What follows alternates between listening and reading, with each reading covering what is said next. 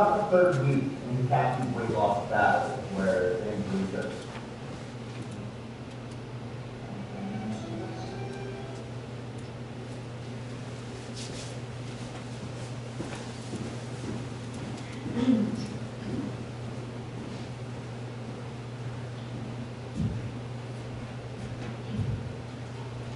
Hermanos, que el Señor les bendiga a cada uno de ustedes en esta mañana. Sean bienvenidos una vez más a la casa del Señor y a nuestra tercera sección en nuestro taller para maestros de escuela dominical. Hermanos, quiero, para comenzar nuestro taller, vamos a orar y así damos inicio a esta sección, hermanos. Soberano Dios, amantísimo Padre Celestial, te damos gracias, Señor, por esta oportunidad que tú nos das de poder venir a tu casa en esta mañana para alabarte, para bendecirte, Señor, para darte la gloria que tu nombre merece. Te damos gracias, Señor, por la oportunidad que tú nos das de prepararnos para, Señor, servir mejor a tu pueblo, Señor, y para glorificar tu nombre, Dios mío. Padre, yo te ruego en esta hora, en el nombre de Jesús, que mientras estudiamos, Señor, y nos preparamos, tu Espíritu Santo que mora en nosotros los creyentes, Señor, ilumine nuestras mentes y abra nuestros corazones para nosotros poder entender tu palabra. Señor, pero sobre todas las cosas, yo te ruego en esta mañana, Señor, que tú nos capacites a cada uno de nosotros para, Señor, poner en práctica en nuestro salón de clase lo que vamos a estar aprendiendo, Señor. Yo te lo ruego en el nombre de Jesús. Señor, también te pido en esta hora, oh Padre amado, que tú, Señor, sea conmigo, con cada uno de mis hermanos, Señor. Mira cuántas situaciones quizás ellos han dejado, Señor, en su casa. Mira cuán difícil, Señor, quizás ha sido la semana para muchos de nosotros. Yo te ruego que en esta mañana tú nos ayudes, Señor, para poder enfocarnos en tu palabra y así poder aprender. En el nombre de Jesús. Amén. Hermanos, quiero comenzar. Vamos antes de ir a los detalles del estudio de esta noche, de esta mañana, quiero darle la oportunidad a uno de ustedes para que nos predique el Evangelio. Y esta es la idea. La idea es que usted sea para adelante y usted va a dar el Evangelio como si usted estuviera predicándole a una persona que no tiene a Cristo, que no es cristiana. ¿Sí entiende la idea más o menos? Usted se va a parar aquí adelante y usted va a comenzar a hablar. Y en 3 minutos, hermano, nos va a dar el Evangelio. ¿Cómo usted le predicaría el Evangelio a una persona que no tiene a Cristo? Yo quiero darle lugar a la hermana Adi, que va a dar para que nos predique el Evangelio. Ahí sí. Ahí. Bueno, si voy a predicar el Evangelio, va a tomar más de 3 minutos a una persona, pero el resumen del Evangelio en 3 minutos es que Dios en el principio creó todas las cosas de la nada, y como creó todas las cosas, todo lo hizo bueno, pero Dios también creó al hombre y le dio una ley. Dios hizo al hombre con la capacidad de obedecer esa ley, pero el hombre escuchó el engaño de su enemigo, de Satanás, y desobedeció a Dios. Por lo tanto, todo lo que Dios había hecho bueno, el hombre con su pecado lo convirtió en malo, y Dios puso una maldición sobre el hombre y sobre la creación que le había hecho.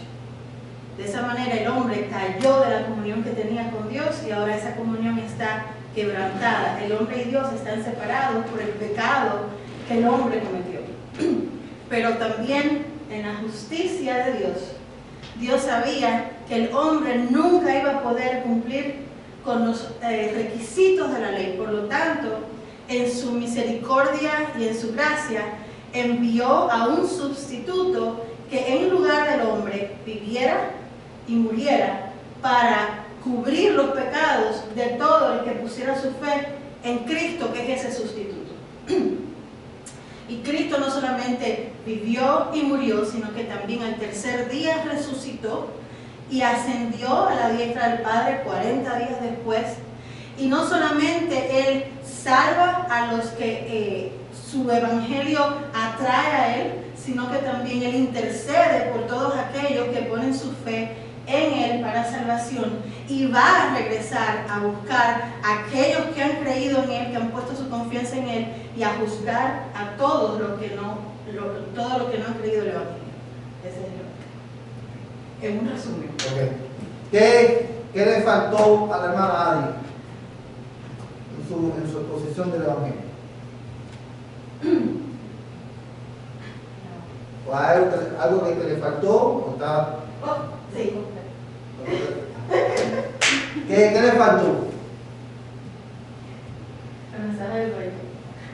El mensaje del rey, hermano.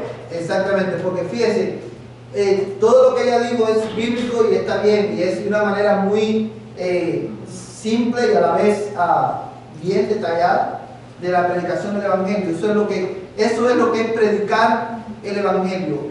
Predicar el Evangelio no es dar tu testimonio. Predicar el Evangelio no es ni siquiera decir, te invito a la iglesia, que venga conmigo. Lo que la hermana dice es lo que es predicar el Evangelio. Lo único que cuando usted termina, usted debe de llamar a la persona ¿a qué? Al arrepentimiento. Arrepiéntete porque eres un pecador.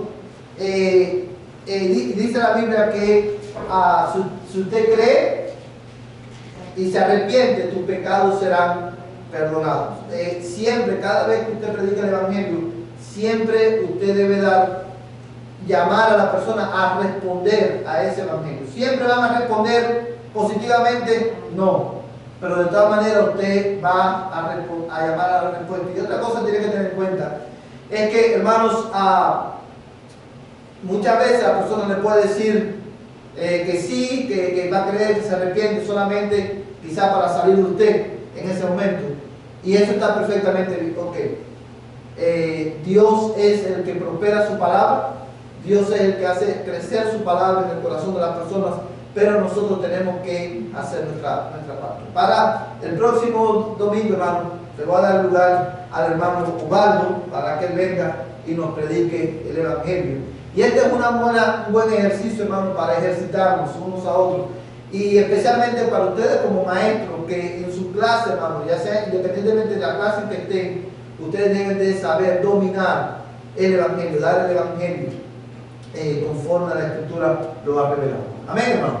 Hermano, bueno, yo como hermana, nunca me había pasado a hacerlo de esa manera, sino que en la plática van saliendo palabras que uno le va dando, ¿verdad? Exactamente yo me quiero ir de algo predicando el Evangelio, no. Solo que va uno platicando y ya va uno hablando y luego ella va preguntando por qué esto, por qué lo otro, ¿verdad? Conforme va preguntando, ¿verdad? Uno le va hablando, pero exactamente nunca he hecho yo como el Evangelio, que predico el Evangelio de esta manera, sino que en las pláticas ahí va saliendo. Y es una buena, qué bueno que usted toca ese punto, hermana, porque obviamente es muy difícil, y más en este tiempo que estamos viendo, que usted vaya, aun cuando él sea su amigo, que usted toque en la puerta y diga, Ramoncita, te vine a predicar el Evangelio. A lo mejor te dice, no, yo no tengo tiempo para eso. Pero en una conversación, en una plática, usted te va a decir, por ejemplo, Recto, te va a decir, oye, qué mala está la situación con esto del virus, ¿qué va a pasar? O, oye, Yanni, es verdad que la Biblia dice que la Biblia habla de todo esto que está pasando. Usted nunca no se ha topado personas que dicen así, oye, no es verdad que la Biblia dice, es verdad que la Biblia dice que todo esto, dice todo esto que está pasando ahora. Y ese es el momento en que usted va a predicar el Evangelio. Usted va a entrar ahí y dice, sí, ciertamente la Biblia habla de todo esto que está pasando. Y mira, y ahí usted comienza a decirle, todo esto que estamos viviendo es consecuencia de nuestro pecado. Dice la Biblia que Dios creó al mundo. Y la razón por la cual es importante empezar con Dios es porque Dios, hermano, es el creador de todas las cosas. Y porque Él es el creador de todas las cosas y es el creador del hombre, por ser Dios y por ser el creador, Él tiene toda la autoridad y todo el derecho de poner leyes que gobiernen la creación. Y eso es lo que Él es, porque Él es Dios y Él es el creador, es el que determina lo que es pecado. ¿Sí me entienden? Y uno comienza por ahí y todo lo que Dios hizo es bueno. Pero mira, la razón por la cual estamos comentando es por causa de nuestro pecado. Porque dice la Biblia que Adán y Eva, los primeros seres humanos, nuestros padres, ¿por qué le llaman?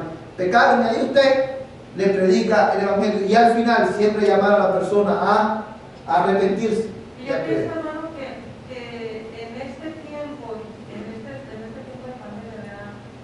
Yo siento que a mí no he tenido más oportunidad de otras veces de predicar el Evangelio. Sí, hermano. En este tiempo ha habido más oportunidad por la gente Como está, y hermano, y es por eso que siempre le he dicho a ustedes, nosotros no podemos, en pandemia, nosotros no podemos dejar de ser, ¿qué cosa?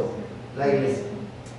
También que esos son los elementos del Evangelio, pero en una conversación orgánica no siempre vas a tener la oportunidad de dar uno detrás del otro, pero tú debes tener en mente, bueno, ya le dije ya que pecamos, déjame decirle la buena noticia del Evangelio. Hay veces que en una conversación solamente vas a poder darle la ley, eres un pecador.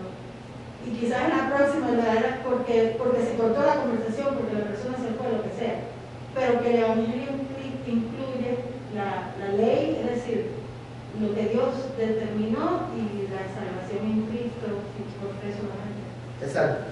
Y obviamente, volviendo a ese punto, hermana Adi, quizás usted no va a poder decirlo en el orden, pero para poder predicar el Evangelio bíblicamente implica que usted va a incluir cada uno de esos elementos, porque cada uno de esos elementos da luz al otro, el próximo elemento. ¿Por qué soy un pecador? ¿Quién determina que yo soy un pecador? ¿Quién determina lo que es bueno y malo? Y ahí llevamos a una persona a ver.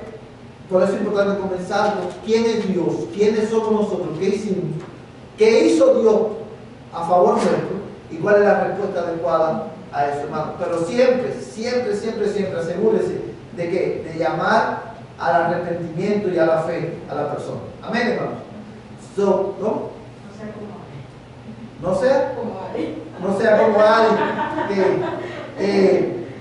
En fin, hermanos, si lo explicaron, si tienen la idea, hermano. Ok, entonces el próximo domingo el hermano Ubaldo va a venir y nos va a predicar el Evangelio. Hermanos, vamos a leer 2 de Pedro, capítulo 1, verso 21, que es el pasaje en el cual hemos estado en estos, con el cual comenzamos el estudio de bibliología y de educación cristiana el domingo pasado. Todos lo tienen, hermano. 2 de Pedro, capítulo 1, verso 21. Por cuestión de tiempo solamente vamos a leer el verso 21, no vamos a leer el contexto. Dice la Escritura: pues ninguna profecía fue dada jamás por un acto de voluntad humana, sino que hombres inspirados por el Espíritu Santo hablaron de parte de Dios.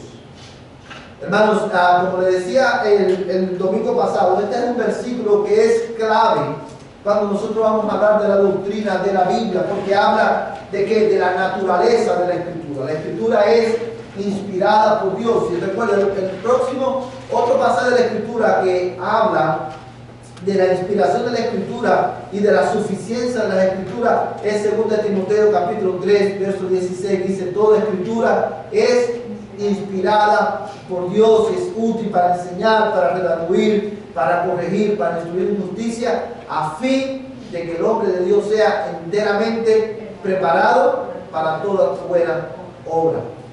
Amados hermanos, y basado en estos versículos y después de haber explicado o haber dado una revisión a vuelo de pájaro de la doctrina de la Biblia, nosotros vimos la semana pasada que la educación cristiana, porque la Biblia es inspirada por Dios y tiene todos esos atributos que vimos, la educación cristiana está centrada en la Biblia. Y no vamos a ir en detalle a lo que eso significa, porque ya ustedes lo tienen ahí y también está en video por si quieren verlo nuevamente. Y hoy vamos a estar mirando una segunda implicación de la doctrina de la Biblia en la educación cristiana. Y es esta: porque la Biblia es inspirada por Dios y es suficiente, la educación cristiana debe ser cristotélica. Porque la Biblia es inspirada por Dios, la educación cristiana debe ser cristotélica.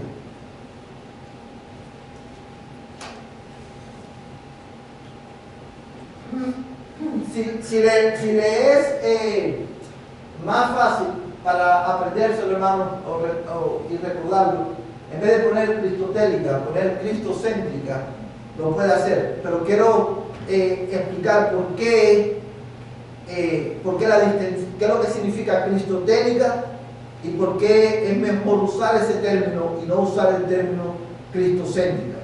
Obviamente, usted puede usar el término cristocéntrico si usted entiende la diferencia y qué es lo que usted está queriendo decir. Cuando nosotros decimos que la Biblia es cristocéntrica, o sea, nosotros podemos estar dando la idea, por ejemplo, de que debajo de cada roca en la Escritura, debajo de cada versículo, tenemos que encontrar a Cristo. Y no necesariamente es así. La Biblia habla, el tema de la Biblia es Cristo. Pero usted no va a encontrar a Cristo debajo de cada texto bíblico. Y voy a poner ejemplos para que usted pueda entender lo que nosotros queremos decir con eso. Y es por eso que quiero hacer esta distinción, es importante. Cristocéntrica puede transmitir la idea de que, en cada versículo de la Biblia, en cada uno de los versículos de la Biblia tiene que decirme algo directamente acerca de Cristo. Tengo que ver a Cristo específicamente en ese versículo. Y no necesariamente es así. Sin embargo, la Biblia es cristotélica porque la Biblia me habla acerca de Cristo básicamente de dos maneras. La primera manera en que la Biblia me habla acerca de Cristo es a través, hermanos, de tipos en el Antiguo Testamento, tipos de Cristo. Y vamos a estar poniendo ejemplos. Pero también, hermanos, hay pasajes de la Biblia en el cual podemos ver a Cristo reflejado a través de tipos. Pero hay pasajes de la Biblia, hermanos, que aunque no me apuntan a Cristo directamente, me preparan para poder entender el Evangelio. Y esa es la conexión entre ese pasaje y Jesucristo. ¿Sí lo pudieron entender? Es por eso que cada lección, cuando nosotros como maestros vamos a enseñar, nosotros tenemos que tener en cuenta que la educación cristiana debe ser cristotélica, porque la Biblia, el tema de la Biblia, hermano, es Cristo. Y a Cristo lo vamos a ver claramente en algunos pasajes de la Escritura. Pero también vamos a encontrar pasajes de la Escritura que, aunque no hay ningún tipo de Cristo, no hay ninguna referencia directa a Cristo, sin embargo, ese pasaje, ¿qué hace? Me prepara mi corazón, mi alma para entender el Evangelio, y esa es la conexión entre ese pasaje y Jesucristo. Ahora, ¿por qué nosotros decimos, yo sé que estos pasajes lo hemos visto en varias ocasiones, pero ¿por qué decimos que la Biblia es cristotélica? Bueno, quiero que mire conmigo, hermano, dos pasajes de la Escritura. Lucas capítulo 24, vamos a leer el verso 26 al 27. Vamos a hacer una pausa y luego leemos el verso 44.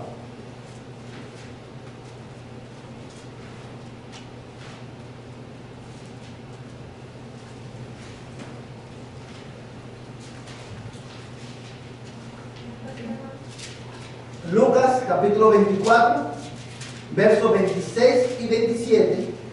Y vamos a hacer una pausa ahí y luego vamos a leer el verso 44.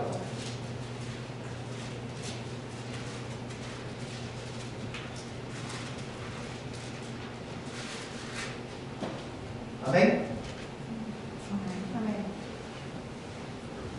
Dice la Escritura: no era necesario que el Cristo padeciera todas estas cosas y entrara en su gloria. Y comenzando por Moisés y continuando con todos los profetas, les explicó lo referente a él en todas las Escrituras. Obviamente Cristo mismo está diciéndote, hermano, que las Escrituras hablan de quién, de él. Mira, ahora fíjate cómo, quiero repetir la última parte del verso 27. O el verso 27 dice: comenzando por Moisés ¿Quién es Moisés, hermano? El Pentateuco. Está hablando del Pentateuco. Y quiero que tú tengas en mente esto, comenzando por Moisés y continuando con todos los profetas, les explicó lo referente a él en todas las escrituras. Él les explicó cómo la escritura, cómo todo lo que escribió Moisés y cómo todo, hermano, lo que dijeron los profetas hablaban de él, ¿verdad? Porque el tema de la Biblia es Jesucristo. Hermano, Cristo es la clave, la llave para entender los misterios de la escritura. Cuando nosotros ponemos al hombre en el centro de la escritura, nosotros, hermanos, vamos a correr el gran peligro de distorsionar completamente el tema de la Biblia. Y cuando usted dice, bueno, ¿cómo es eso de poner al hombre en el centro de la escritura? Cuando nosotros, por ejemplo, vamos al Antiguo Testamento, y este es el caso típico, generalmente nosotros moralizamos, porque no entendemos que la escritura es cristotélica, nosotros tendemos a moralizar el Antiguo Testamento. Y el ejemplo clásico de eso, ¿cuál es, hermano? David y Goliat. Pero también El arca de Noé. Hermanos, todas esas historias bíblicas apuntan de una u otra manera a Cristo.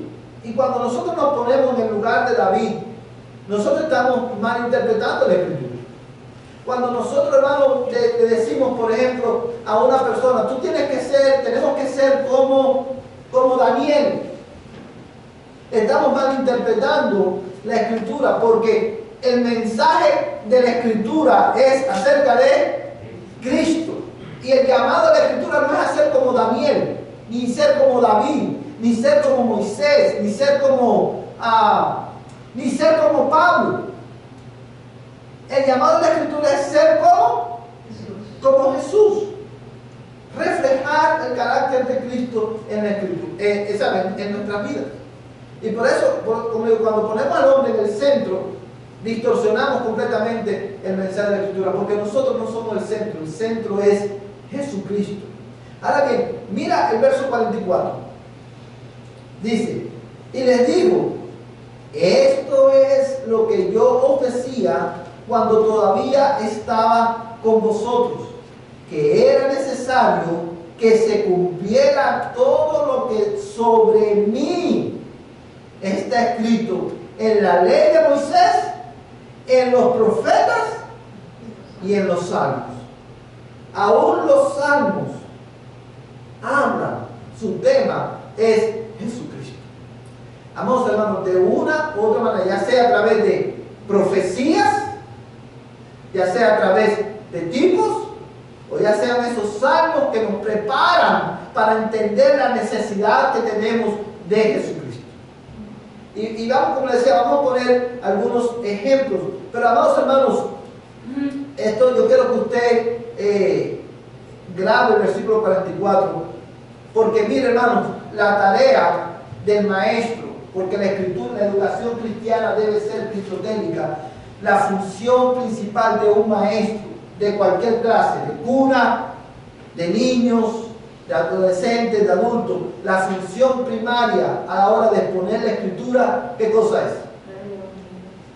Mostrarle al estudiante cómo el texto en cuestión apunta a Cristo o prepara tu corazón para entender el Evangelio. Una vez que usted como maestro ha hecho eso, hermano, entonces usted puede proceder a hacer diferentes aplicaciones de esa verdad del texto a la vida de los estudiantes.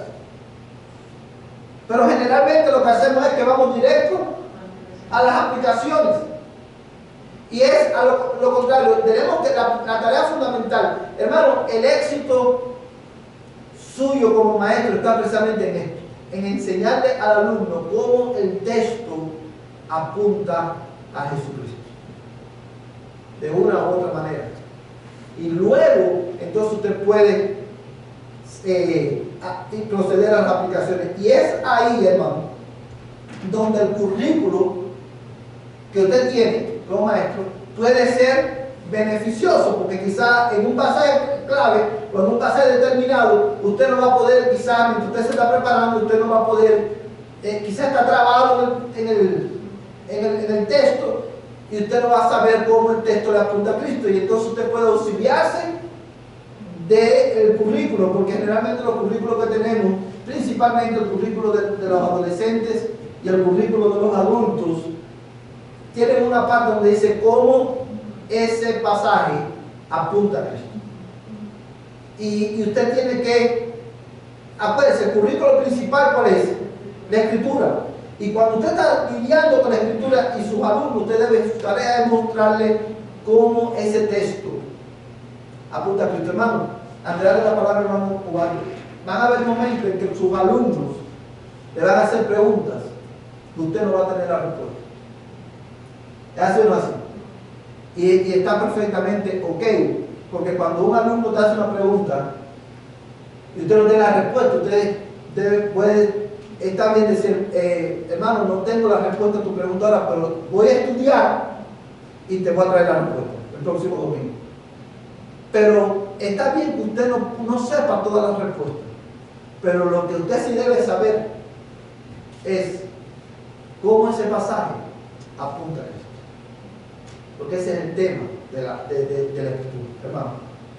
Ok, bueno, hasta este punto, cuando está el estudio en la clase, hay dos formas de hacerlo, porque, por ejemplo, puede ser que haya, bueno, en el caso de los adultos, ya hermanos o que están ya maduros en el Evangelio, pero va a haber momentos en los que va a haber visitantes, va a haber personas que no conocen.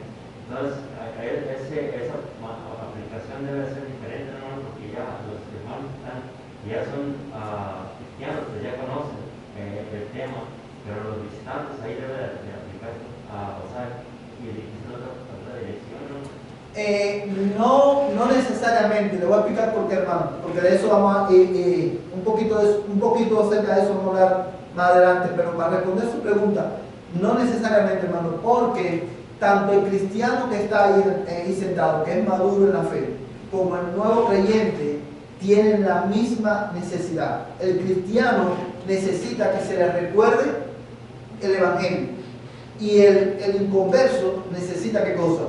Que se le predique el Evangelio. Ahora, obviamente, a ambos, cuando usted va a dar su clase, el enfoque suyo es mostrarle cómo ese texto apunta a Cristo o cómo ese texto te prepara para el Evangelio. Ahora, cómo eso usted lo va a aplicar, obviamente tiene aplicaciones diferentes a la vida de los cristianos y a la vida de los inconversos, pero como maestro sí tiene que darle el Evangelio. Nunca, hermano, y este es un detalle importante, nunca usted como maestro, aun cuando usted vea a la persona en el templo por años, y usted está dando una clase, usted nunca debe asumir que esa persona es cristiana a la hora de enseñar.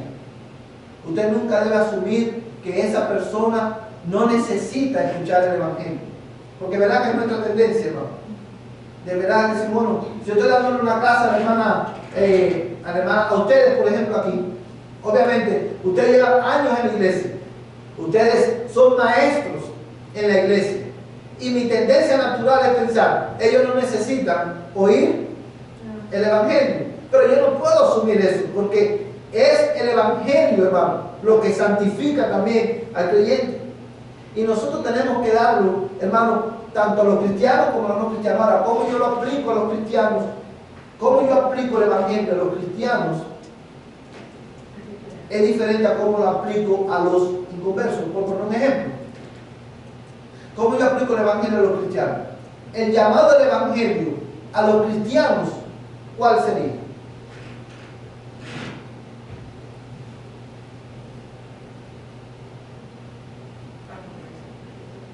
A continuar creyendo, continuar confiando, continuar dependiendo del Señor, continuar obedeciendo al Señor.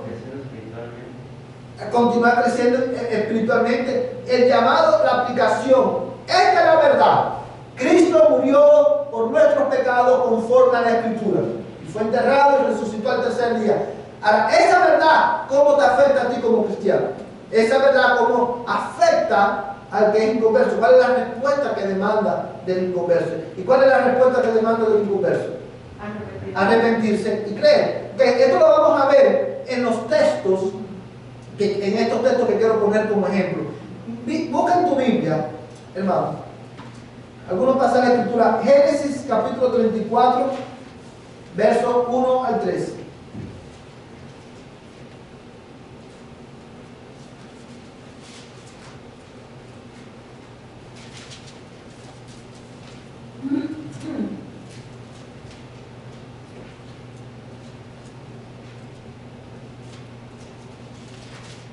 ¿Lo tienen ahí, hermano? Quiero poner estos ejemplos para que usted entienda qué significa que la educación cristiana debe ser cristotélica. Génesis 34, del 1 al 3, dice, ¿qué no quiere leer, hermano?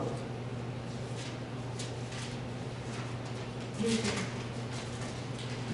24. Y salió Dina, la hija de Lea, a quien ésta había dado a luz a Jacob, a visitar a las hijas de la tierra. Y cuando la vio Siquem, hijo de Hamor Hebeo, príncipe de la tierra, se la llevó y se acostó con ella y la violó. Y él se prendó de Dina, hija de Jacob, y amó a la joven y la habló tiernamente. Ok. ¿Dónde está Cristo en ese pasaje, hermano? Bueno, como no hay ningún tipo de Cristo en el pasaje. En el pasaje no hay ningún tipo de Cristo. ¿Cómo nosotros, si la Biblia es cristotélica, cómo nosotros entonces manejamos este pasaje? Porque obviamente es un pasaje que, hermanos, es correcto. Describe uno de los actos más despreciables en cualquier sociedad. Pasaje, hermano, que nosotros, pasaje como este, nosotros tendemos a ¿qué? A saltarlo. Pero vamos a suponer que usted está, hermano, enseñando en ese pasaje y le corresponde enseñar en Génesis 34. ¿Qué hacemos? Nos prepara. ¿Cómo nos prepara? Entendemos que el pecado está fuerte.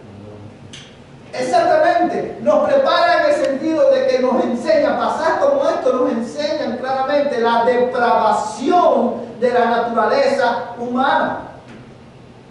Y ahí cuando estoy enseñando ese pasaje, hermano, yo voy a estar enseñando a mis alumnos también que nosotros como seres humanos tenemos el mismo potencial de pecado que este hombre.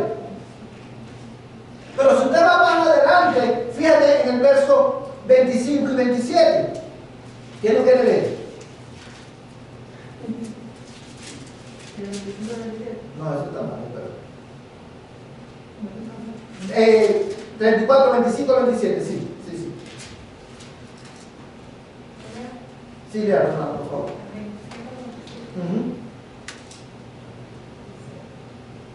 Pero sucedió que al tercer día, cuando estaban formando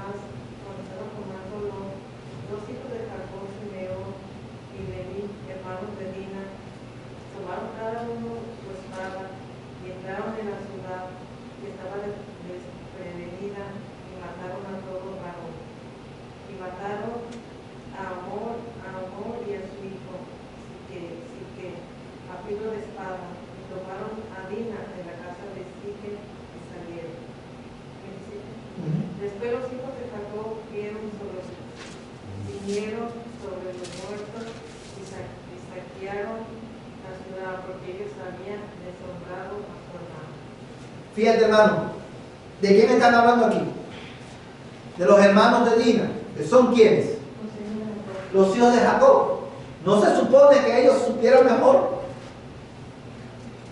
¿Y qué es lo que ellos hicieron? Para que usted tenga el contexto de este pasaje, lo que ellos hacen es que cuando Siquem viene y le dice, hey, yo me enamoré de Dina, yo quiero casarme con Dina, ellos actuaron astutamente, le dijeron, no es justo que nosotros le demos a nuestra hermana a una persona que no es del pueblo de Dios sin antes circuncidarlo. Por eso todos ustedes deben de circuncidarse. Cuando circuncidan a todos los hombres de ese pueblo, cuando estaban en su punto más débil, que no podían defenderse, ellos entran a la ciudad y ¿qué hacen? Y matan a todo el mundo. ¿Y matan a quién? ¿A Siquem?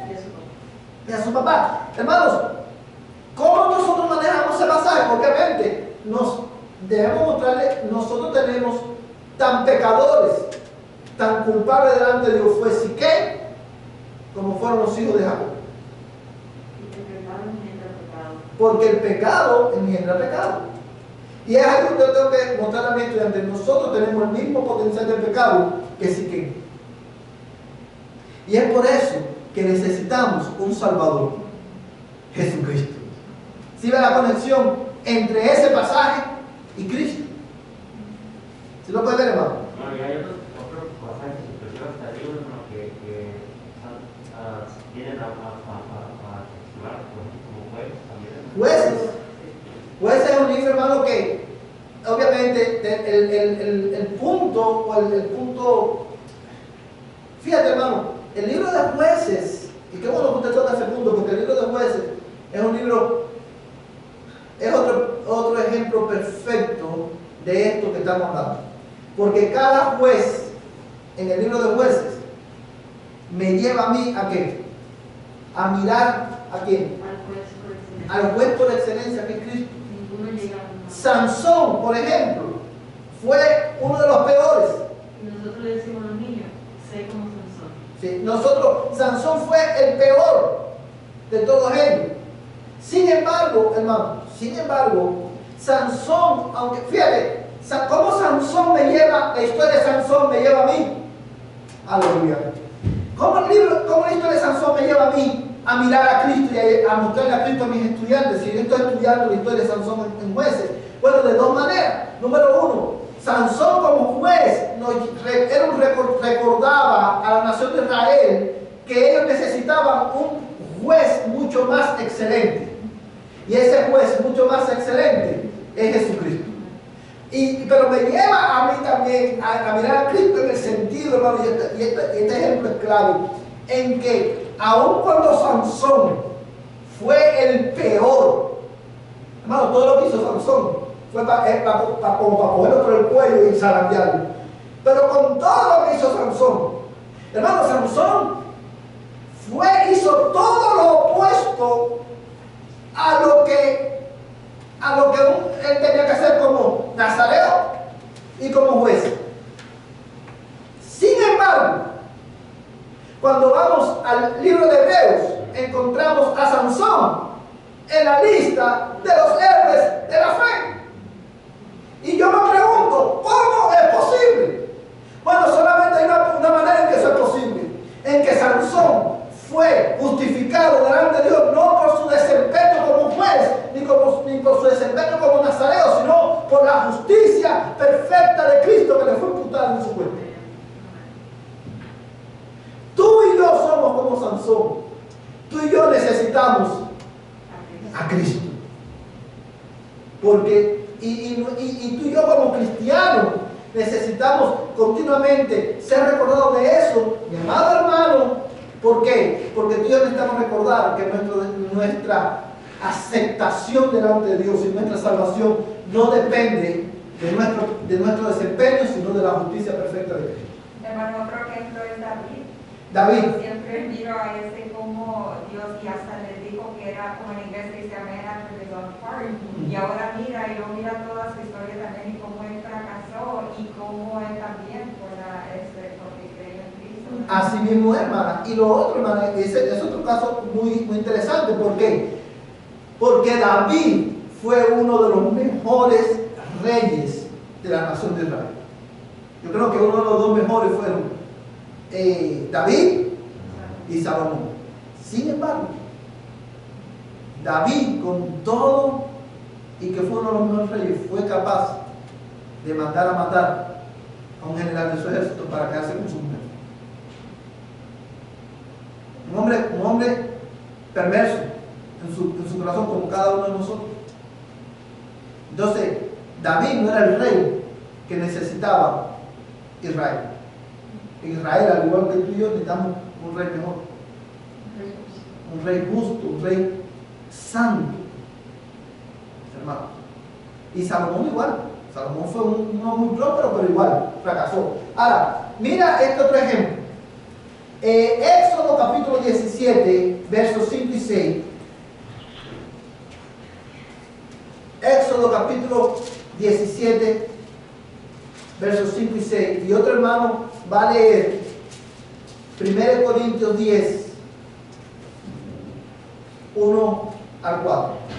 Un hermano, Éxodo 17, 5 al 6. Y otro hermano va a leer 1 Corintios 10, de 1 al 4. Hermano.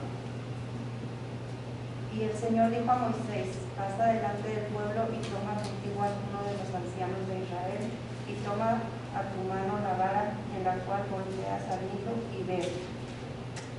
He aquí, yo estaré ahí delante de ti sobre la peña en Edeb, y golpearás la peña y saldrá agua de ella para que beba el pueblo. Y así lo hizo Moisés en presencia de los ancianos de Israel. Amén, gracias hermano. Fíjate, vamos a ver, enfocarnos en el verso 6. Dice: he aquí yo estaré allí delante de ti sobre la peña de Oreb, y golpearás la peña y saldrá agua de ella para que beba el pueblo. Y así lo hizo Moisés en presencia de los ancianos de Israel. Amados hermanos, lo que nosotros tenemos en el verso 6 es una clara exposición del Evangelio, de lo que Dios hizo por nosotros. Cuando nosotros vamos a 1 Corintios capítulo 10, y antes de explicar esto, vamos a leer 1 Corintios 10 del 1 al 4. ¿Quién lo quiere leer?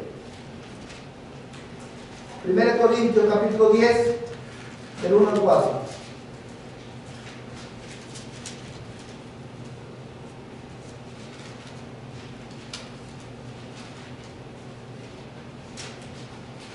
Hermano.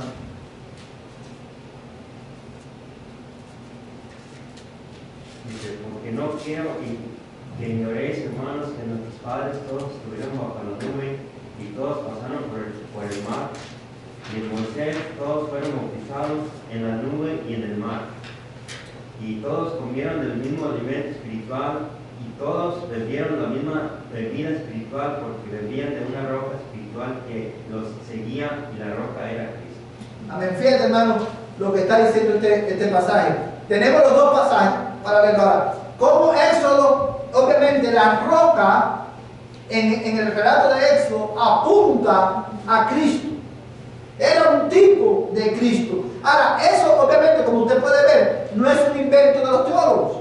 Eso, el mismo Pablo, inspirado por el Espíritu Santo, dice que la roca, que ellos bebieron de la roca, y esa roca era Cristo. Cuando dice que la roca era Cristo, no está diciendo que literalmente la roca, ese pedazo de roca, era Jesucristo, sino que la roca era un tipo, apuntaba a Cristo. Hermanos, y si usted lee con detenimiento, hermano, el pasaje de Éxodo, usted se va a dar cuenta, mi amado hermano, que Éxodo capítulo 17, verso 6, es una clara, hermano, es un drama del Evangelio, porque dice, ¿qué fue lo que Dios le dijo a Moisés? Ve a la roca y yo estaré ¿dónde? Yo estaré delante de ti, sobre la roca. Hermano, dos cosas. Pasaje, esta es creo que es la única vez en la Escritura donde habla de Dios delante, ¿sabes? Describiéndolo como yo voy a estar delante de ti. Porque eso es un término que es judicial. Generalmente los hombres somos los que estamos delante de Dios, porque Él es el juez. Pero ahora Dios, hermano, el pueblo había murmurado, el pueblo había, hermano, pecado gravemente contra el Señor. ¿Y qué pasó, hermano? Alguien tenía que morir.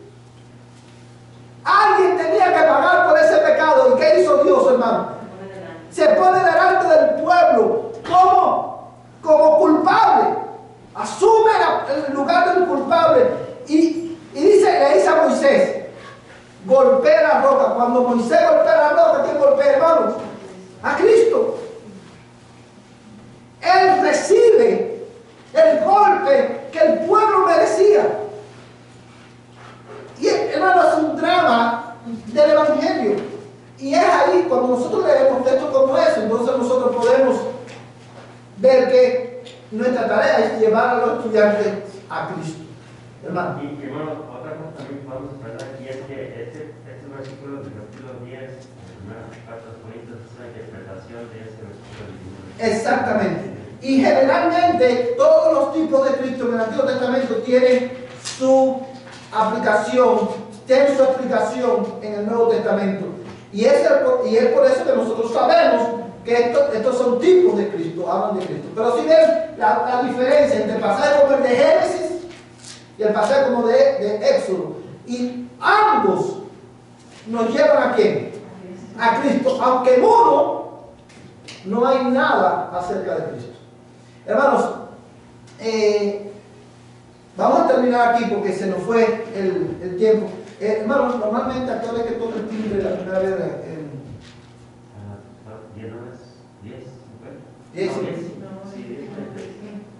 10:45. Ok, dame solamente, hermano, 2 minutos porque quiero introducir, porque si no se va a ir alargando y no vamos a y quiero adelantar en esto. Dame 2 minuticos porque quiero pasar al próximo punto. ¿Sí entendieron esto, hermano? Porque la Biblia es inspirada por Dios. La educación cristiana está centrada en la Biblia. Y una de las aplicaciones de eso, hermano, ¿qué cosa es?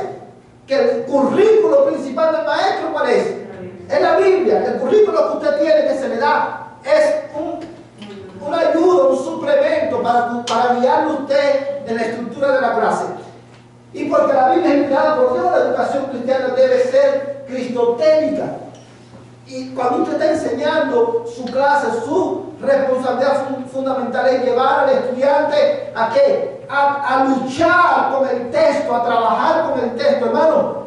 Uno de los beneficios que tenemos aquí en nuestra iglesia, hermano, es que nosotros aquí no tenemos problemas con el tiempo, en el sentido de que si usted tiene una clase, cuando se le da el currículo, a usted no se le dice, hermano, usted tiene que terminar este currículo en 3 meses.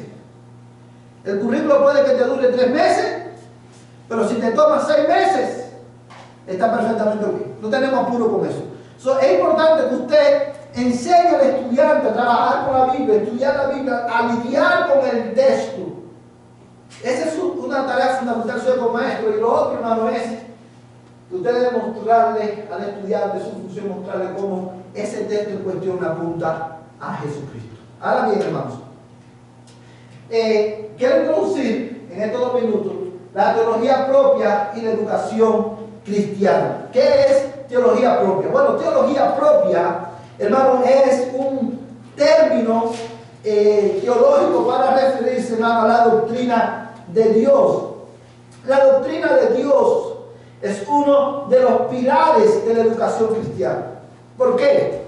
Porque la educación cristiana debe estar, otro de los fundamentos de la educación cristiana es, hermano, la persona de Dios y la obra de Dios.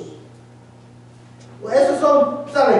El primer pilar es la Biblia, porque es la revelación de Dios, y el otro pilar, ¿qué cosa es? La persona y la obra de Dios. Para que la educación cristiana sea verdaderamente cristiana, tiene que estar basada en la Escritura y en la persona y en la obra de Dios. Y obviamente cuando veamos este punto, usted va a notar que muchas de las aplicaciones o de las implicaciones de su punto se entrelazan con lo de la Biblia. ¿Por qué? Porque la Biblia habla de quién? De Dios y de su obra, la revelación de Dios. Ahora bien, ¿quién es Dios, hermano?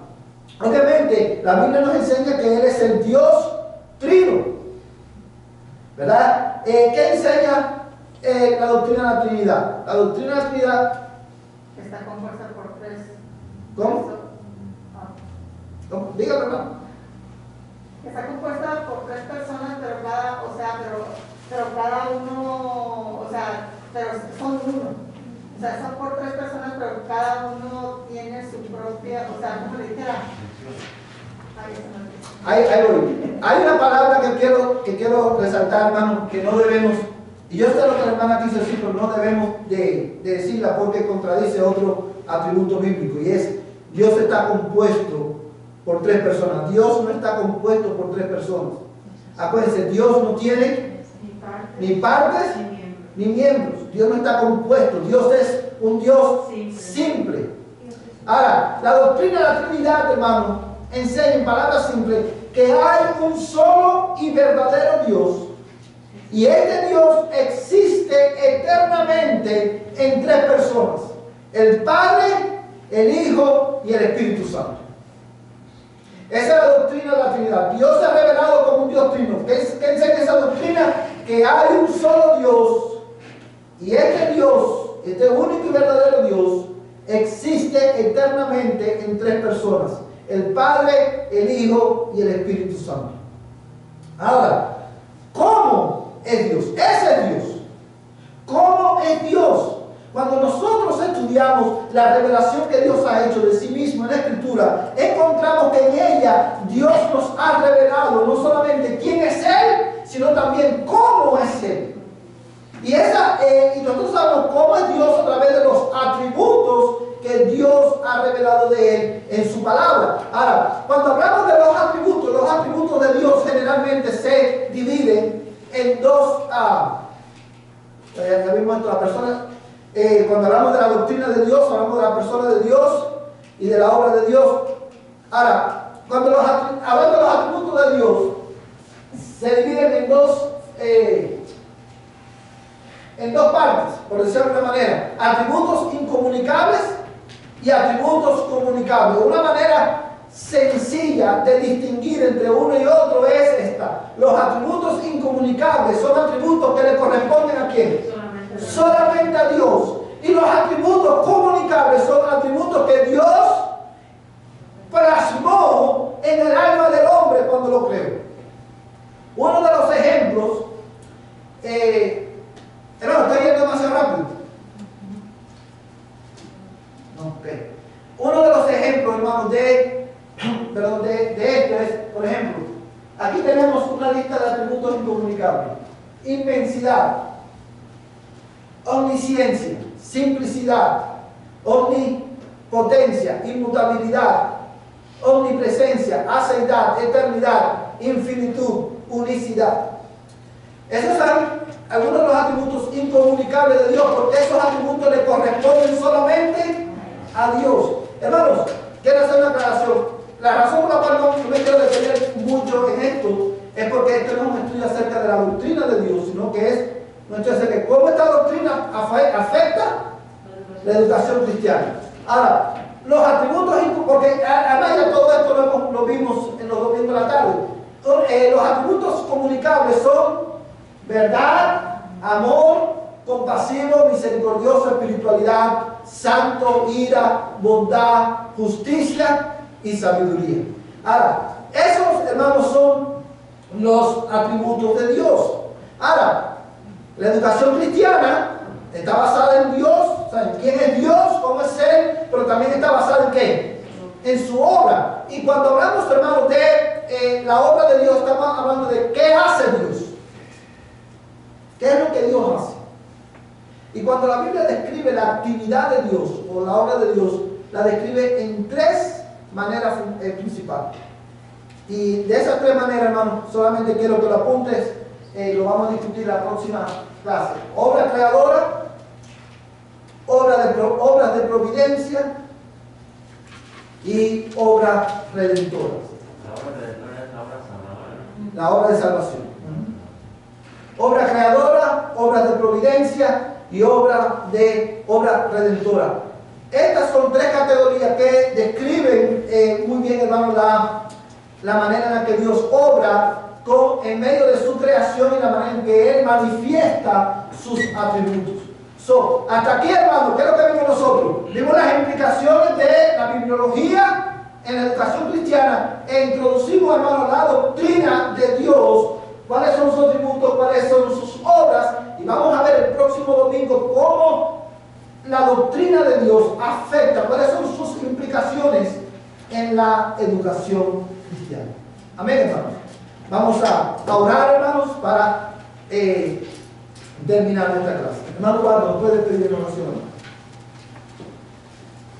Padre, gracias te damos en esta hora, Señor, porque pudimos entender más, Señor, de este tema, Señor, de la educación cristiana, Señor.